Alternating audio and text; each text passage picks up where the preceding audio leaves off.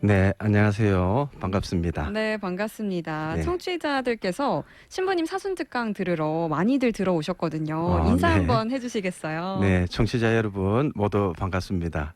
네, 문자도 많이 오고 있는데요. 어유, 세실리아님, 로웰클님, 남영자님, 네. 신부님 유튜브로 보니까 더 반갑다는 이야기 나눠주셨습니다. 유튜브로 제 처음 얼굴을 보이는 거라서 조금 약간 떨립니다. 네. 유튜브에 부산가톨릭 평화방송 검색하셔서 보이는 라디오로 사순특강 함께 하시면 좋을 것 같습니다. 웅상프라님도요. 신부님 방송에서 만나니 반갑습니다. 잘 지내시지요 하셨고요. 오늘도 감사히 특강 듣겠습니다. 문민정님께서 보내주셨네요. 네. 박명재 사장 신부님의 사순특강을 시작으로 장재봉 신부님의 특강이 어제까지 이어졌고요. 신부님께서 오늘부터 3일 동안 사순특강을 해주실 텐데요. 간단하게 소개해 주실까요? 네, 오늘부터 4일간 예수님의 순환, 죽음, 부활 이 세 가지 주제로 함께 이야기를 나누고자 합니다. 아무래도 네. 사순식이다 보니까 이제 예수님 죽음, 부활에 관한 이야기 세 번에 걸쳐서 함께 이야기를 나눌까 해요. 네, 그럼 오늘은 어떤 내용일까요? 네, 오늘은 예수님의 죽음에 관한 이야기에 앞서서 예수님의 순환에 관해서 예수님의 순환의 의미나 이런 것들 좀 다루고 네. 또 내일은 죽음에 관한 의미 어떻게 연결되는 두 강의를 쪼개서 이렇게 반반씩 이야기한다고 생각하시면 되겠습니다. 네, 염철호 사도요한 신부님의 첫 번째 사순 특강 청취자분들도 함께 들으시면서 샵 2340 문자와 유튜브, 페이스북, CPBC 빵톡 댓글로 남겨주세요. 오늘 사순 특강 들으시면서 궁금한 점도 함께 보내주시면 좋을 것 같습니다. 그럼 염철호 사도요한 신부님의 사순 특강 지금 시작하겠습니다. 네, 오늘 주제는 예수님의 순환에 관한 이야기입니다. 여기저기서 제가 이제 사순특강 하면서 이 주제를 많이 다루었기 때문에 아마 들었던 분들도 많이 계실 것 같아요. 저도 여러 번 강의를 해보지만 한 강의 또 잊어버리기 때문에 들었다 하더라도 함께 이 주제 같이 묵상한다는 의미에서 함께 이야기를 나누었으면 좋겠습니다. 특별히 이제 요즘 시기에 왜 코로나에 관련된 이야기도 많죠. 많은 분들이 이 코로나 때문에 사실 순환당하고 있는 분들도 많이 계실 겁니다. 이런 순환의 의미를 예수님의 순환의 의미와 함께 묵상한다면 이번 사수 시기는 특별히 이 순환이라는 주제로 묵상하는 그런 피정기간이다 이렇게 생각할 수 있겠습니다. 먼저 이제 예수님 순환에 관해서 이야기를 하면서 순환과 죽음을 연결해서 함께 다루도록 하는데요. 예수님께서 순환 받으시고 돌아가셨다는 것 그리고 부활하셨다는 사실은 어떻게 보면 우리가 성경에만 나오는 이야기처럼 보이지만 그러지는 않습니다. 들어보신 적 있으신지 모르겠지만 유다인 역사가 가운데 요세푸스라는 분이 계십니다. 이분께서는 예수님께서 이제 사시는 그 시기 한 20년 정도 차이 나는 분이거든요. 이제 그런 분들 이제 요세푸스라는 분께서 이제 한 20년 정도 차이 나는 그분인데 예수님께서 순환받고 돌아가셨고 그리고 부활하셨다는 것을 이야기를 하고 있어요. 어떻게 보면 우리가 읽고 있는 이런 이야기들이 이 예수님 죽음 부활에 관한 이야기들이 성경에만 나온다고 알고 있지만 그렇지는 않다는 것. 자, 그러면 그 시기에 이제 예수님께서 순환받고 부활하셨다는 것, 이것을 이제 그런 의미들을 우리가 함께 이야기를 좀 나누고자 합니다. 사실 그 당시에 이렇게 십자가형에 못 박혀서 돌아가신다는 것, 그것은 십자가형에 처한다는 것은 대개 로마의 사형수들에게나 처하는 그런 사형의 어떤 모습이었거든요. 오늘날도 이제 고고학적 발굴 작업을 통해서 우리가 확인할 수 있는 것은 많은 사람들이 이제 십자가형에 처했던 그런 시신들, 그런 것들을 발굴해 보면 이렇게 뼈들에서 그 못이 박힌 흔적들 이런 유적들을 많이 발굴을 하게 돼요. 대개는 이제 그런 아주 극단적인 어떤 처형 방법인데 이런 것은 사형수들에게나 처하는 처형 방법이었죠. 이제 그런 사형수에게 처하는 사형수들에게 사형수들이죠. 대개 이제 국가를 전복하려고 했던 사형수들, 다시 말해서 로마의 황제에게 저항을 한다거나 국가 반역죄를 저지르는 사람들에게 대개 이제 처하는 그런 사형법이 이 십자가형이거든요. 그런데 우리가 잘 알다시피 예수님께서는 이제 그런 사형 선고를 받을 만한 국가 전복죄를 저지르지 않은 분인데도 불구하고 이제 이런 사형 선고를 받으시고 돌아가신 것, 뭐 이 부분에 관해서 많은 사람들이 과연 무엇 때문이었을까? 아무래도 예수님께서 사실 우리가 성경에서 알고 있다시피 하신 행위라고 한 것은 이제 성전에 들어가서 이제 성전에 들어가서 물건 파는 사람 판 한 번 엎은 거, 그래서 대사제 기분 살짝 나쁘게 한 거, 뭐 이 정도 한 거 빼고는 사실 예수님께서 국가를 전복하려고 했던 건 아니죠. 단지 이제 유다인들이 예수님께서 기적도 많이 하시고 너무 좋은 가르침을 하시니까 아무래도 자기들 임금이 아닐까 하고 좀 추대하려는 분위기는 있었지만, 로마 제국에서도 빌라도가 잘 알고 있었다시피 예수님은 그런 분이 아니라는 사실은 빌라도도 잘 알고 있었습니다. 그럼에도 불구하고 빌라도가 결국 예수를 죽음에 빠뜨리게 된 것, 어떻게 보면 다분히 정치적인 어떤 과정 안에서 예수를 죽일 수밖에 없었던, 대사제도 그렇고 대사제도 그렇고 또 우리 빌라도도 그렇고 예수님을 죽일 수밖에 없었던, 그래서 예수님은 어떻게 보면 따지고 보면 억울하게 죽을 수밖에 없었던 그런 분이시라는 것이 우리 성경이 이야기하는 예수님의 죽음입니다. 이제 이런 어떤 모습들 안에서 우리 복음서는 한결같이 예수님께서는 그런 죽음을 맞이할 분이 아니셨다는 것을 이야기를 하죠. 예수님은 국가를 전복하는 죄인이 아니셨고, 오히려 예수님께서는 이제 예수님께서 죽음의 의미에 관해서 이제 이런저런 왜 예수는 죽을 수밖에 없었는가, 왜 우리 예수님은 순환받고 십자가에 못 박힐 수밖에 없었던가를 이제 많은 성경 저자들 그리고 많은 제자들이 예수님의 가르침 안에서 그 답을 찾아낸 그 결과가 바로 우리가 알고 있는 성경이다, 이렇게 이야기할 수 있겠습니다. 그러면 우리가 알고 있는 복음서는 과연 예수가 왜 죽을 수밖에 없었는가, 왜 예수님은 저렇게 억울한 순환을 당할 수밖에 없었는가, 여기에 관해서 이제 오늘 그리고 내일 이틀에 걸쳐서 이제 복음서 이야기로 함께 이야기를 좀 나누고자 합니다. 예, 생방송하니까 목이 콱콱 박히네요. 어떻게 생방송을 이렇게 다들 잘하시는지 모르겠습니다. 네. 어쨌든 뭐 지금부터 그러면 우리 복음서가 이야기하는 예수님의 순환 그리고 죽음의 의미들에 관해서 함께 이야기를 나누도록 하겠습니다. 예수님께서는 분명 처음 공생활 시작 때부터 당신의 어떤 죽음의 방향을 알고 계셨던 것 같아요. 많은 사람들이 예수님을 쫓아다니고 또 예수님의 어떤 가르침을 들으면서 아, 저분이야말로 정말 대단한 메시아다, 이렇게 많은 사람들은 생각했지만 예수님은 결국 자신의 마지막은 죽음밖에 없다는 것, 그리고 예수님은 당신이 십자가 위에서 죽을 거라는 것을 예상하지 않았겠나, 이런 생각을 하게 됩니다. 왜 그런 생각을 하는지 복음서를 중심으로 함께 하나 둘씩 따져보면 이렇습니다.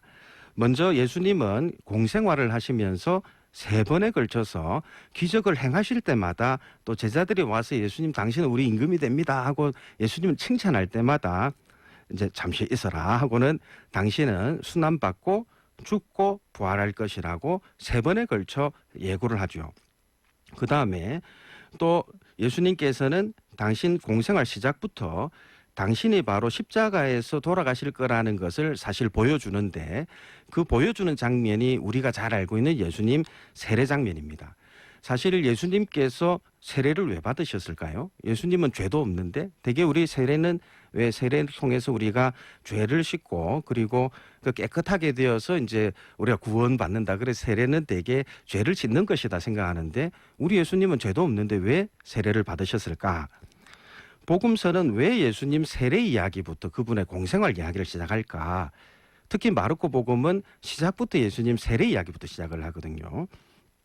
이제 이 의미, 세례 의미를 잠시 살펴보면 예수님 순환이 가진 의미, 그리고 예수님은 처음부터 당신이 순환받고 죽을 거라는 것을 알고 계셨다는 사실을 우리가 발견하게 됩니다.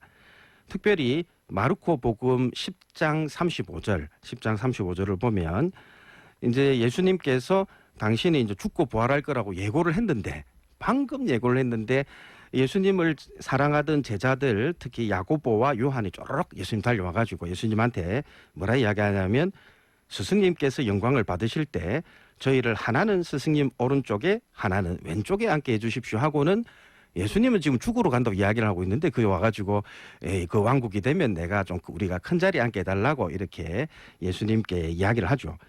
그러자 예수님은 뭐라 말씀하시냐면, 너희가 무엇을 청하는지 알지도 못한다. 내가 마시는 잔을 너희가 마실 수 있으며 내가 받는 세례를 너희가 받을 수 있느냐 이렇게 이야기를 하십니다. 방금 제가 읽은 것처럼 마시고 있는 잔 그리고 받고 있는 세례를 너희들이 마시고 받을 수 있느냐 이렇게 이야기를 하시죠.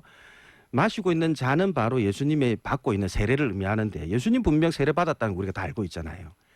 분명히 세례를 받았는데도 불구하고 예수님은 왜 자기가 세례를 받고 있다고 이야기를 할까요?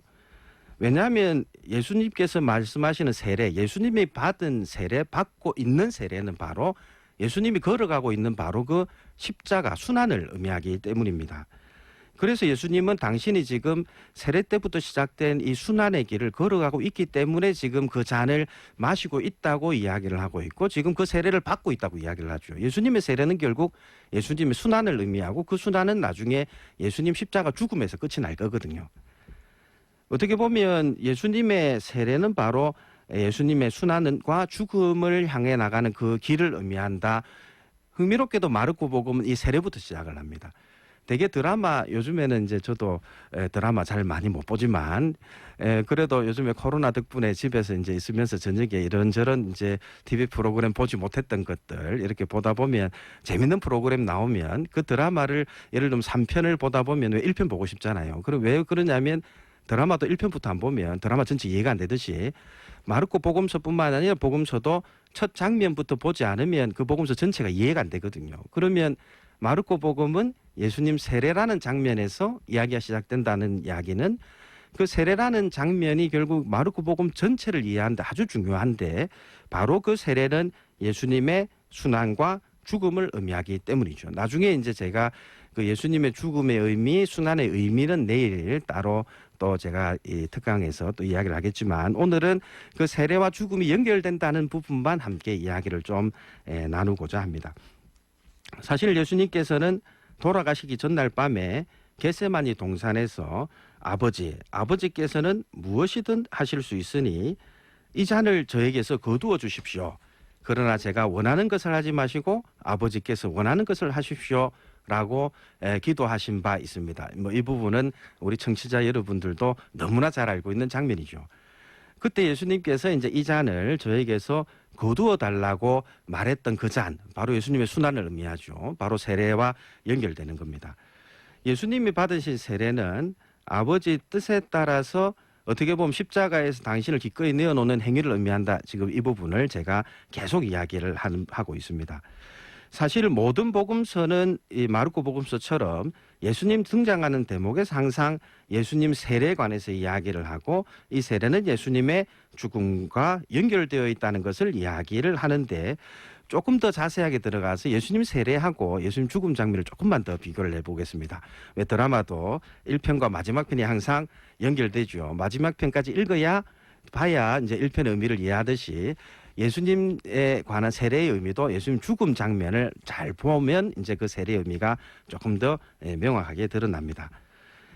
사실 예수님 세례 장면을 우리가 한번 상상으로 떠올려 보겠습니다. 마르코 복음에 따르면 예수님께서 세례를 받으실 때 물에 들어가시잖아요. 물에 들어가서 세례를 받으시고 예수님께서 올라오실 때 어떤 장면이 이제 벌어집니까? 어떤 일이 벌어지냐면 하늘이 쫙 갈라지고 그리고 성령이 비둘기 모양으로 예수님께 내려옵니다. 그리고 하늘에서 소리가 들려오죠. 이는 내 사랑하는 아들, 내 마음에 드는 아들이다. 이 세 가지 사건은 예수님 죽음과 아주 밀접하게 연결됩니다. 왜냐하면 이제 조금 어려운 단어 하나 쓰겠습니다. 하늘이 갈라지다 할 때 갈라지다는 표현은 그리스 말로 스키조마이라는 단어입니다. 찢어지다라는 뜻이거든요. 하늘이 찢어진다는 말은 바로 하느님의 뜻이 가려져 있던 하느님의 뜻이 하늘이 갈라지면서 드러나게 되었다. 그렇게 하느님의 뜻이 드러나게 된 그 내용이 바로 이는 내 사랑하는 아들, 내 마음에 드는 아들이다 라는 그런 내용이라는 거죠. 그런데 마르코 복음을 읽다 보면 또 하나가 더 찢어집니다. 이 스키조마이가 마르코 복음에 딱 2번 사용이 되는데 언제 또 사용이 되냐면 예수님께서 딱 돌아가실 때 숨을 딱 거두실 때 뭐가 하나 찢어집니다. 뭐가 찢어지시죠? 우리 답변을 한번 해보시면 뭐 이런 문자로도 답변이 오고 있습니다만은 제가 정답부터 말씀드리면 하나 더 찢어집니다. 뭐가 찢어지냐면 하늘이 찢어지는 게 아니라 이번에는 성전 휘장이 위에서 아래로 쭉 찢어집니다. 성전 휘장은 어디 쓰는 도구냐면 바로 지성소, 하느님께서 머무시는 성전의 가장 중요한 자리를 가리고 있는 장막이죠. 바로 그것이 찢어진다는 이야기는 이제 감추어져 있던 하느님의 모습이 이제 드러나게 되었다. 대개 이제 이 우리가 순환을 겪거나 우리가 힘든 일이 있을 때 왜 하느님 안 보이잖아요. 이렇게 하느님이 어디 가셨냐? 도대체 하느님은 뭐 하는데 이렇게 우리가 이렇게 힘들게 있는데 뭐 하시는데 도대체 우리한테 관여 안 하시고 저렇게 하늘에 앉아 계신가? 했을 때 사람들은 하늘이 가려져 있다, 장막이 쳐져 있다 이렇게 이야기하지만 그런 순환의 시작에 하느님의 그 가려져 있던 것들이 찢어졌다는 이야기는 드디어 하느님이 당신의 모습을 보이셨다는 것을 의미합니다. 결국은 하느님께서 당신의 모습을 보이시게 되는 그 장면, 예수님 세례받을 때 하느님이 보이시고 또 예수님께서 돌아가실 때 당신의 하느님의 모습을 보이면서 알려준 첫 번째 가르침이 바로 예수는 내 아들이다 라는 사실입니다. 그러면 이제 마르코복음 세례받을 때는 예수님이 이제 하느님께서 이제 아들임을 확실하게 이제 각인시켜 주셨고, 그리고 예수님께서 돌아가셨을 때는 이제 예수님께서 돌아가셨으니까 이제 더 이상 예수님은 들을 수가 없죠. 그때 누가 그 말을 하기 시작하냐면 로마 백인 대장이 옆에 서 있다가 돌아가시는 장면을 보고 성전 휘장이 쭉 찢어지고 나서 처음으로 이분이야말로 하느님의 아드님이셨구나라고 고백을 합니다. 아주 흥미롭게도 예수님께서 부활하고 나서 하느님의 아들을 사람들이 고백한 게 아니라 예수님께서 돌아가시는 것을 보고 이분이 진짜 하느님의 아들이었구나라고 고백했다는 사실인 거죠.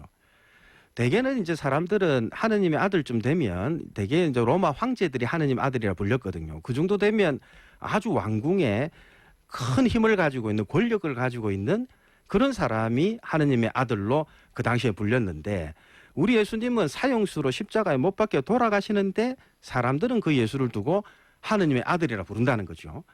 왜 그런 사람이 하느님의 아들인지에 관해서는 내일 다시 제가 말씀드리겠지만 오늘 이거 이야기하기 시작하면 다들 뭐 집에 못 가시고 밥도 못 먹습니다. 어쨌든 오늘은 이 이야기까지 못 가고 오늘은 이제 그 세례와 죽음을 조금 더 이야기를 하는데 어쨌든 그 이 죽음을 보고 비로소 이분이 하느님의 아들이었구나라는 것을 백인대장 어떻게 알게 됐을까? 백인대장이 뭐 평소에 무슨 신학을 공부했다거나 성경을 열심히 공부한 것도 아닌 이 백인대장이 어떻게 보면 하느님께서 그의 명호를 열어주셨겠죠. 그에게 계시를 통해서 바로 예수가 하느님의 아들이라는 사실을 알려주는데 그것은 예수의 죽음의 의미, 예수의 고난의 의미를 이해하는 사람만이 비로소 깨달을 수 있는 내용이라는 것, 이게 어떻게 보면 마르코 복음의 가르침인 거죠. 예수님도 당신이 하느님의 아들이라는 말을 듣고 나서 아마 그 전부터 알고 계셨겠죠. 예수님은 하느님의 아들이셨으니까. 그런데 세례를 통해서 하느님의 아들로서 예수님께서 내가 하느님의 아들이기 때문에 결국 해야 될 일은 죽는 거구나. 모든 일을 위해서 내가 죽는 것이 바로 하느님의 아들이 되는 길이라는 사실을 예수님께서는 명확하게 알고 계셨고 그 길을 걸어가십니다. 이제 내일 또 제가 설명드리겠지만 하느님의 아들이기 때문에 세상에 대한 하느님의 관심, 하느님의 책임, 세상 창조하실 때 하느님의 모든 걸 완벽하게 창조하시면 좋겠지만 인간이 하느님이 아니기 때문에 인간의 부족함으로 세상에 죄가 들어오고 고통이 들어오고 그런 인간의 죄와 고통이 많은 사람에게 고난을 낳게 되죠. 그런 고난을 결국은 인간이 책임질 수 없기 때문에 결국 하느님이 대신 책임지는 작업, 이게 바로 예수님의 순환, 그분의 죽음이다. 이제 요게 내일 제가 또 설명드릴 내용입니다. 그런데 예수님께서는 당신이 이렇게 죽으실 것이라는 걸 알고 계셨습니다. 그런데 예수님은 우리가 잘 알고 있다시피 하느님의 아들이면서 동시에 우리와 똑같은 인간이셨습니다. 우리와 똑같은 인간이었기 때문에 이 고난을 받는다는 게 그래 쉽지 않은 일이었다는 것이죠. 이것은 우리도 마찬가지입니다. 뭐 요즘에 이제 여러 코로나나 이런 것 때문에 사실 그 코로나를 이제 뭐 걸리신 분들도 계시겠지만 그분의 탓이 아닙니다. 이것은 그분이 뭐 잘못된 탓이라고 우리가 이야기하지만 이제 그분의 탓이 아니라 어떻게 보면 만약에 이런 고통이 우리의 죄 때문이라고 한다면 사실 우리 모든 인간의 탓이 이제 그들에게 떨어진 것이 되는 거죠. 이런 어떤 고난들은 누구나 당하기 어렵습니다. 그런 어떤 예수님도 역시 자신에게 떨어진 이 십자가를 받아들이는 게 쉽지 않은 일이었죠. 이제 이런 어떤 일이었기 때문에 예수님께서도 이제 이런 어떤 것들을 피하고자 하십니다. 이런 예수님께서 이제 이런 고통을 피하고자 하시는데 이제 그래서 예수님께서 마지막에 겟세마니 언덕에서 왜 막 고민하면서 아버지 이 잔을 거두어 주십시오 하시고 피땀 흘리면서 기도하시는 장면은 참 이렇게 저는 이렇게 볼 때마다 이렇게 참 가슴에 와닿는 게 왜냐하면 이제 예루살렘 가보시면 겟세마니가 어디에 있냐면 성전 바로 옆에 있습니다. 겟세마니라고 하는 것은 올리브를 짜는 틀을 겟세마니라 그러거든요. 그 겟세마니 짜는 그 올리브 짜는 틀이 있는 그 겟세마니에서 예수님께서 상경 기도하시는데 그 산만 딱 넘으면 올리브 산만 딱 넘으면 베타니아라는 마을이 있거든요. 그 베타니아는 예수님을 사랑하는 라자로 마리아 마르타가 살던 집입니다. 예수님께서 라자로를 부활시키시잖아요. 이제 그런 라자로 부활까지 시켰으니까 거기 예수님 사랑하는 친구들이 얼마나 많겠습니까? 달려서 딱 30분이면 뛰어갈 수 있습니다. 그 유다 통해서 사람 잡으러 올 때 예수님이 다른 마음만 드셨으면 제 생각에 거기 가서 이렇게 산을 올려다 보면서 저 같으면 딱 30분 뛰어서 그 산 딱 넘어가면 도망갈 수 있거든요. 그 바로 넘어가면 유다 광야고 아무도 못 잡습니다. 예수님께서 분명히 그날 밤에 저거 넘어가면 분명히 유다 광야 도망갈 수 있다는 걸 뻔히 알면서도 잡혀서 돌아가셨다는 것. 왜냐하면 그것이 당신께서 해야 될 사명이라는 것 이미 세례 때 밝힌 내용이기 때문에 예수님께서 기꺼이 그 잔을 받아들이셨다. 이게 이제 오늘 우리가 함께 이야기를 나누고자 했던 그 내용입니다. 예수님의 순환, 어떻게 보면 우리 모두는 세례를 통해서 예수님의 순환에 동참하는 그리스도인들입니다. 우리에게 여러 가지 순환들이 주어지잖아요. 내 탓이 아니게 받는 고통은 다 우리에게 순환이라고 말할 수 있겠죠. 그럴 때마다 예수님께서는 자꾸 이제 우리한테 십자가를 지라, 자기에게 떨어지는 그 십자가를 지어야 한다. 그래야지만 당신처럼 하느님의 자녀가 된다. 이것을 계속 이야기하시죠. 뭐 그 의미는 내일 또 좀 더 깊이 있게 설명하겠습니다만은 어쨌든 이제 그런 어떤 우리에게 떨어진 순환들이 닥쳐올 때마다 우리는 과연 이 순환을 어떻게 받아들이고 있는가? 예수님처럼 다 피하고 싶습니다. 다 피하고 싶지만 우리 예수님께서는 그 순환을 기꺼이 받으셨다는 것을 기억하면서 우리 역시도 그런 예수님과 더불어 이 순환의 길을 함께 걸어가면서 지금 우리 탓이 아닌 이 코로나 이 순환도 우리가 잘 이겨내면 결국 예수님처럼 우리 모두 부활하리라는 것. 이것이 바로 제가 이제 3번에 걸쳐서 함께 나누고자 하는 중요한 주제입니다. 네, 오늘 강의는 이제 여기까지 강의를 하고 내일은 함께 죽음의 의미와 순환의 의미에 관해서 조금 더 자세하게 서로 다뤄보도록 하겠습니다. 네, 부산 가톨릭대학교 신학교장 운영본부장 염철호 사도 요한 신부님의 사순 특강 듣고 왔습니다. 신부님의 특강을 옆에서 듣고 있으니까 시간이 너무 금방 가는 것 같아요. 그래요? 그리고 네. 문제도 내주셨잖아요. 찢어진 네. 거, 스키조마이 또 네. 무엇이 있을까 하셨는데 많은 분들이 휘장이라고 성전의 휘장이라고 정답도 보내주셨고요. 대단하십니다. 네, 그리고 중간에 질문이 하나가 들어왔습니다. 네. 유튜브 머털도사님께서 저는 성경을 읽고 의문점이 있습니다. 유다는 나쁘다고 생각했는데 하느님의 일을 이뤄줬다고 하니까 이 사실을 어떻게 받아들여야 할지 모르겠습니다. 신부님, 유다를 어떻게 받아들여야 할지 한번 말씀 부탁드립니다라는 이야기가 왔네요. 네.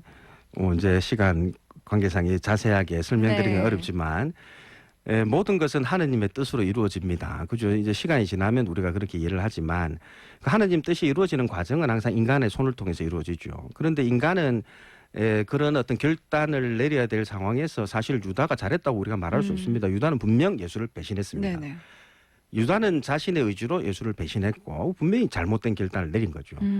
그래서 그것은 하나님 뜻을 이루기 위한 도구로 사용되었다는 것은 시간이 지나 보니 그것이 도구가 되었던 것이지 네. 그 유다가 마치 하나님 도구로 나쁜 짓을 한 것을 우리가 정당화시켜서는 안 되는 거죠. 그래서 이제 하느님께서는 항상 인간의 죄의 결과로 오는 것들마저도 당신의 일을 통해서 당신의 일로 이끄시는 분이시다. 네.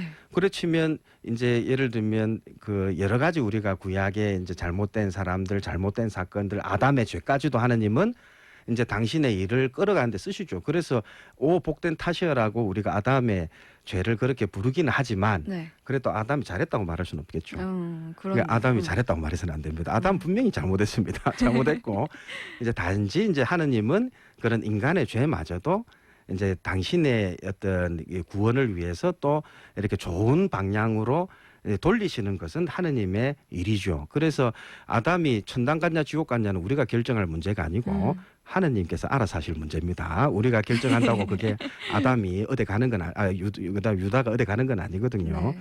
우리는 유다처럼 해서는 안 됩니다. 그렇죠. 예, 그거는 그 결과는 하느님께서 또 알아서 하시겠죠. 이 긴 답변이 사실 나와야 되는데 네. 짧게여도 좀 간단하게 이야기를 해주신 것 같아요. 거제 옥포성당 프란체스카님께서요. 신부님 강의 잘 들었습니다. 몇 년 전에 평방에서 성경 인물에 대해 이야기하실 때도 재밌게 들었답니다. 마산교구보에 연재해 주시는 신약 성경도 잘 읽도록 하겠습니다. 보내주셨네요. 네, 감사합니다. 네, 많은 분들이 함께 해주셔서 사순시기 신부님들의 말씀을 얼마나 기다렸는지 알 수 있게 된 하루였는데요. 내일도 염철호 신부님의 말씀이 이어지니까 함께 해주시기 바랍니다. 지금까지 신학교정 운영본부장 염철호 사도요한 신부님의 사순특강이었습니다. 신부님 고맙습니다. 네, 감사합니다.